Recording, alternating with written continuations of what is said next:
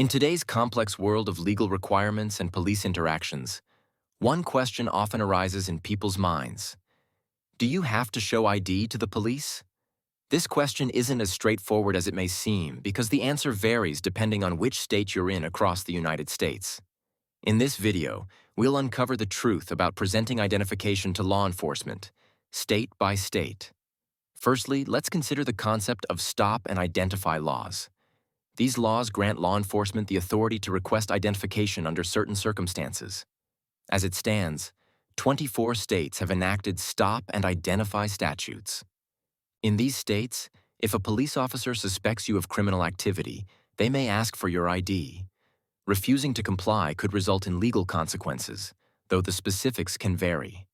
For instance, Nevada and Utah are notable examples where failing to identify oneself to an officer during a lawful stop is a misdemeanor offense.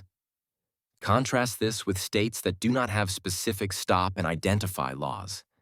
In these states, while police might still ask for identification, you are not legally obligated to provide it unless you're being arrested or issued a citation.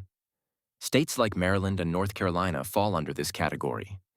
Here, interactions can be more nuanced, relying heavily on the situation at hand and the officer's discretion.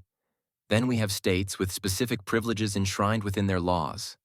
For example, in California, police need reasonable suspicion to detain an individual and ask for ID, whereas in New York, carrying an ID isn't mandatory unless you're driving, but officers must always have probable cause to make an arrest or issue a citation. If you're ever unsure about what your rights are, it's always wise to calmly ask the officer if you're being detained or are free to leave. Such a clarifying question can often determine the nature of the interaction and whether it's necessary to provide identification. In conclusion, understanding your rights and obligations when asked for identification by police can vary dramatically from state to state.